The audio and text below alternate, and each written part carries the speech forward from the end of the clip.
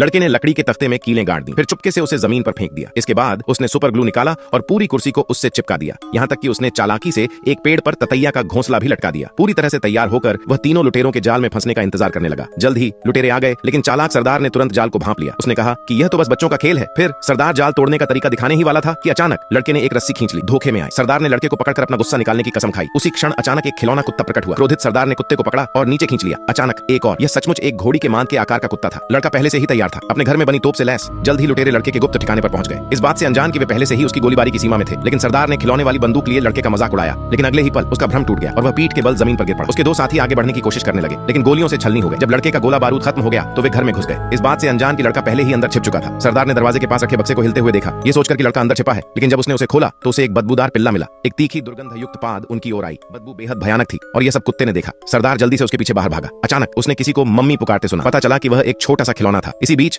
दोनों गुंडों ने शोर सुना। वे फिर से लड़के के जाल में फंस गए। गुंडों के पास अपने नेता के शरीर से कीलें निकालने के लिए प्लास का इस्तेमाल करने के अलावा कोई चारा नहीं था। नेता दर्द से चीख उठा। उन्होंने जल्दी से अपने नेता को बिठाया, लेकिन यह लड़के द्वारा बिछाया गया एक और जाल था। जल्दी ही गर्म टायर पिघलने लगा, जिससे नेता का पिछवाड़ा जलने लगा। खरगोश भी बुरी तरह जल गया और उसमें एक बड़ा छेद हो गया। नेता जल्दी से दरवाजे से बाहर भागा, पूल में गिर पड़ा और फिर लड़का अचानक बड़े के पीछे अकड़कर खड़ा हो गया। क्रोधित होकर बड़ा बिना कुछ कहे उसके पीछे भागा, लेकिन वह कहीं नहीं मिला। उसे जरा भी अंदाजा नहीं था कि अभी और भी बुरा होने वाला है। जब बड़ा कमरे में आया तो लड़के ने जल्दी से चिकनाई का ढक्कन खोलकर उसे फर्श पर गिरा दिया। बड़ा सीढ़ी चढ़कर लड़के के पीछे भागा। लड़का मुड़ा और बड़ा जैसे ही खड़ा हुआ वहीं फिसलने लगा। बड़ा लकड़ी के फंदे में फंस गया और अंत में बिजली के हीटर पर जा गिरा। लड़के ने 100 पत्थरों का ढेर लगाकर पहाड़ बना दिया और उन पर डंबल लटकाकर एक जाल बनाया और आखिर में कुर्सी पर सुपर ग्लू लगा दिया। कुछ ही पल बाद लुटेरे पहाड़ी पर पहुंचे और उन्हें एक रस्सी दिखाई दी जिस पर वे चढ़ सकते थे। उन्हें जरा भी अंदाजा नहीं था कि यह लड़के का जानबूझकर बिछाया गया जाल था। जैसे ही शियाओ हे ऊपर चढ़ा, जाल तुरंत सक्रिय हो गया और अनगिनत पत्थर नीचे लुढ़क गए, जिससे दोनों लुटेरे डर के मारे लगभग पेशाब करने ही वाले थे। वे जल्दी से नीचे झुक गए, ये सोचकर कि वे एक बड़ी मुसीबत से बच गए हैं। उन्हें जरा भी अंदाजा नहीं था। आज सुबह ही लड़के ने गलती से कुछ लोगों को एक कुत्ते को प्रताड़ित करते हुए देख लिया। उसने तुरंत मौके का फायदा उठाया और कुत्ते को छोड़ दिया। लुटेरे तुरंत उसका पीछा करने लगे, लेकिन चालाक कुत्ते ने एक कूड़ेदान को पलट दिया, जिससे उसका सरदार पीठ के बल गिर पड़ा। फिर कुत्ते ने एक और फल उठा लिया। दोनों गुंडे भी गिर पड़े। लड़का और कुत्ता जल्दी से भाग गए। हालांकि लुटेरे लड़के की कार में थे। अप्रत्याशित रूप से कार के इलेक्ट्रिक उपकरण से उन्हें सुराग मिला, जिससे वे लड़के के घर के पते तक पहुंच गए। सबसे बड़ा सुराग मिलते ही लुटेरे भड़क उठे। पता चला कि कुत्ता लाखों के हीरे ले जा रहा था। लुटेरों ने झटपट लड़के का घर ढूंढ लिया। एक गुंडे को अचानक पेट दर्द होने लगा। दूसरा गुंडा भी पीछे नहीं रहा और गर्मी से उसका दम घुटने लगा। चालाक गुंडे ने तुरंत उसकी चापलूसी शुरू कर दी। तभी एक और गुंडा आ गया और सरगना अचानक फिर से आकर्षक हो गया। कई लुटेरों ने झटपट लड़के को पकड़ लिया।